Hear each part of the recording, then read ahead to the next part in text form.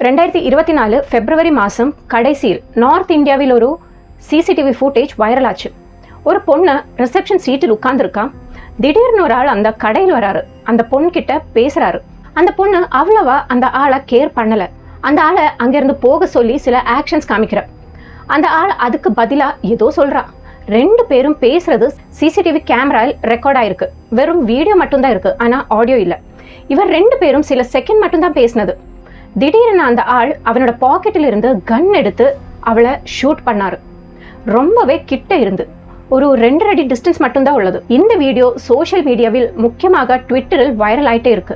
இதை திருப்பி ரீட்வீட் பண்ணதுனால இதை பத்தி முக்கியமாக செலிபிரிட்டிஸும் பொலிட்டிஷியன்ஸும் இந்த பொண்ணுக்காக பேச ஆரம்பிச்சாங்க.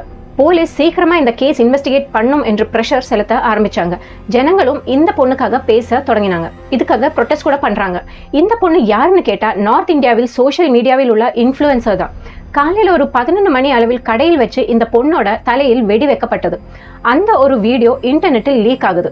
அனாமிகா பிஷ்னாய் இவர் இன்ஸ்டாகிராமில் ரொம்ப ஃபேமஸான ஒரு இன்ஃப்ளூயன்சர். கிட்டத்தட்ட 1000க்கும் மேலான போஸ்ட் இன்ஸ்டாகிராமில் பண்ணியிருக்காரு. யூடியூபில் கூட ஆக்டிவ் தான். இவர் எந்த மாதிரியான வீடியோஸ் போஸ்ட் பண்ணுவாங்கன்னா டான்ஸ், டிராவல், லைஃப் ஸ்டைல், சில டைமில் லைவ் விளாக்ஸ், அதே மாதிரி சில சமயத்துல இவரோட ரீல்ஸும் லைவ் விளாக்ஸும் இவரோட குழந்தைகள் கூட வருவாங்க.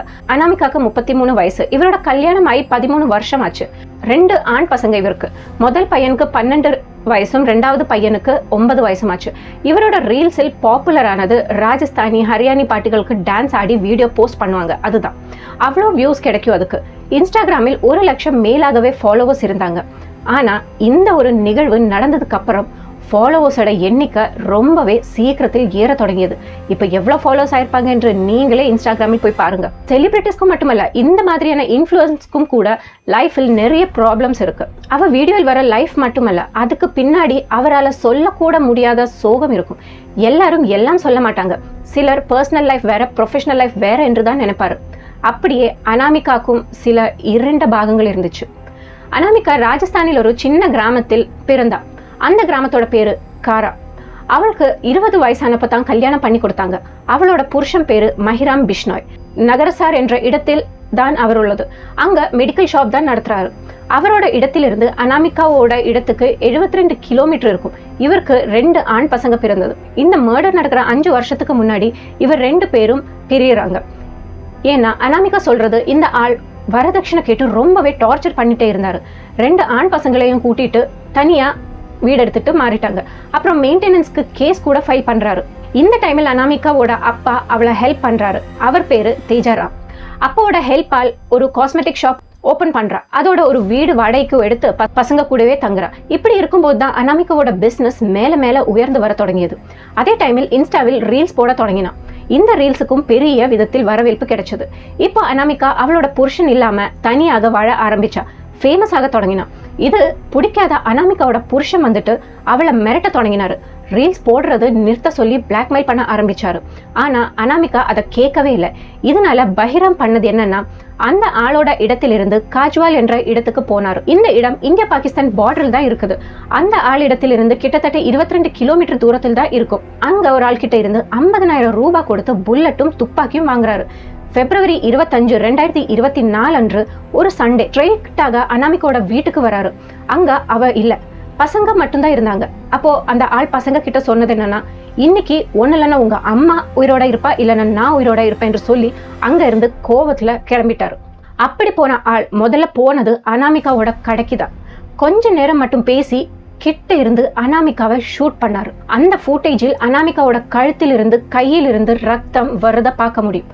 அப்படி ஷூட் பண்ணி அந்த ஆள் அங்க இருந்து ஓடிட்டான். இது பார்த்து சுத்தியும் உள்ள ஆளுங்க அனாமிகாவை எடுத்து ஹாஸ்பிட்டல் கொண்டு போறாங்க. அப்படியே அனாமிகாவோட அப்பா கிட்ட சொல்றாங்க, அப்படி ஷூட் பண்ண போவே அனாமிகாக்கு சுயநினைவு இல்லாம போச்சு. உட்கார்ந்த சேர்ல இருந்தே சாஞ்சு வீழ்ந்தா. ஹாஸ்பிட்டல் கொண்டு போனப்பவே டாக்டர் சொன்னாரு அவ இறந்துட்டான்னு. இந்த கேஸ் ட்விட்டரில் ரொம்ப ட்ரெண்ட் ஆச்சு. நிறைய செலிபிரிட்டிஸும் பொலிட்டிஷியன்ஸும் அவளுக்காக பேச முன் வந்தாரு. போலீஸும் உடனடியாக பாடி போஸ்ட்மார்ட்டத்துக்கு அனுப்பினாங்க. பஹிராமையும் பிடிச்சாரு. அனாமிகாவோட பாடி வாங்க அவளோட அப்பா அம்மா சம்மதிக்கவே இல்லை. அவர் சொன்னது, என் மக போயிட்டா, இந்த 2 பசங்களை எப்படி பார்க்க முடியும்? அதனால அவனோட பாதி சொத்து அந்த பசங்க பேரில் எழுதி வைக்கணும் என்று கேட்டாரு. அது செய்யற வரைக்கும் என் பொண்ணோட பாடி வாங்க மாட்டோம் என்று சொன்னாரு. ஆனா போலீஸ் பேசி புரிய வச்சு அந்த பாடியை வாங்க வச்சாரு.